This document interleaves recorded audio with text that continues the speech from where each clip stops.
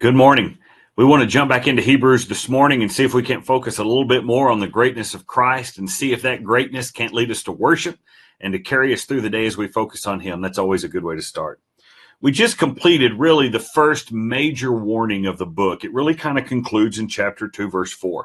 After that prologue where we get some generalities about Jesus, the writer really focused in on the fact that Jesus first was seated at the right hand of God, and then secondly, that as one seated at the right hand of God is greater than the angels. And we saw those Old Testament passages that were pulled together there to show us why Christ is higher and greater than the angels. And the point to be made was that since Christ is greater than the angels, certainly his word carries every bit as much weight, if not more, than the word that came to us through angels. That word was the law. And if you could receive a just penalty for neglecting the law, how much more penalty will you receive for neglecting the words of Christ? You must latch on to him. You must seek him, hold him, tie yourself to him like that rock that's coming through the storm. And that was the point. Jesus is of God. His gospel is of God. Hold on to it. Cling to it. And that was really the first warning right out of the gate of the book. Don't let go of Jesus. But in verse 5, we begin to enter another segment, sort of. We're still going to deal with angels. In fact, you see angels mentioned in verse 5, that he did not subject to angels the world to come. You see later in verse it says, verse 16, he does not give help to angels. They're still mentioned in here from time to time, but the theme is a little different. What the writer of Hebrews is going to address now was a common problem, a stumbling block, if you will, for those Jews that were skeptical about Christ, those who had trouble believing in him, those Jews who were trying to use logic and rational thinking to say, how can we believe in this Jesus? How can we run to him? And one of the major stumbling blocks that Jews had with Jesus was in reality the incarnation. We read in Isaiah 53, you're familiar, right? Who has believed our report? To whom has the arm of the Lord been revealed? He grew up before him like a tender shoot and like a root out of parched ground. He had no stately form or majesty that we should be drawn to him, no attraction, no appearance that we should be attracted to him. But he was despised. He was forsaken of men. He was a man appointed with grief, right? We esteemed him stricken of God. He just didn't look like what God made flesh should be, did he?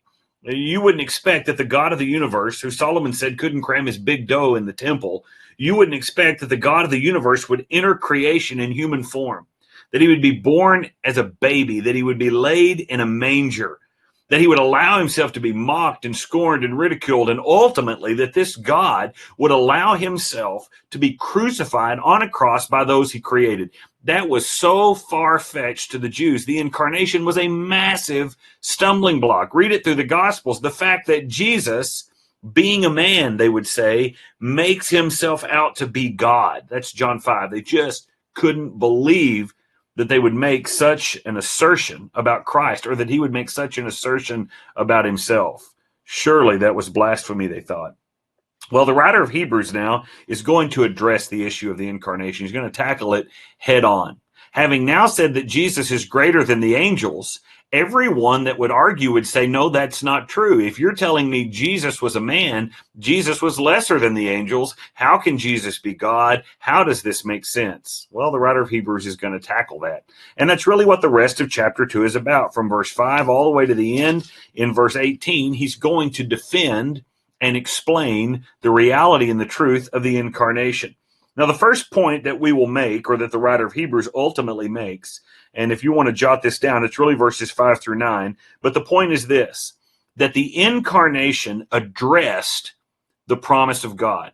The incarnation actually addresses a promise that God made in the Old Testament that is otherwise unfulfilled if the incarnation isn't true.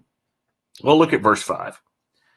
For he, that is God, did not subject to angels the world to come, concerning which we are speaking. So the writer of Hebrews now is giving you some parameters. He's talking about the world to come. And that is seen in the sense of both this world and the future, because when God created the world, God did not subject that world to angels. He subjected that world to man. He told Adam to rule the earth and subdue it. He told Adam to name the animals. He told Adam that he was in charge. When God created this world, he gave it to Adam. And certainly that is not only true of this creation, but it's true of the world to come, which would be the millennial reign, the new kingdom. He did not subject to this world. He didn't subject it to angels. There's a problem, however, though, that you already know. The world currently is subject to angels. Go read the upper room discourse in John's gospel, John 12:31, John 14:30, and John 16:11. All three times Jesus calls Satan the god of this world, or the ruler of this world. Ephesians 6:12, where we talk about the spiritual armor, right? We do not battle against flesh and blood, but against the spiritual forces of darkness, the principalities, those that rule in the heavenlies. We understand that there is the sense in which Satan and his angels do, in fact, rule in this world, and this world is, in fact, subject to them. But that's not the intent. In fact, look at verse 6.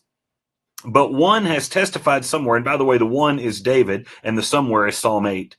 But one has testified somewhere, saying, what is man that you remember him, or the son of man that you are concerned about him? You have made him for a little while lower than the angels. You have crowned him with glory and honor. You have appointed him over the works of your hands. You have put all things in subjection under his feet. And that's the promise of God. That's what David said. You have subjected all things to man.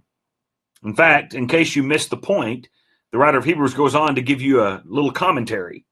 For in subjecting all things to him, he left nothing that is not subject to him. That's what all means. If God subjected all things to man, then nothing is left outside man's control.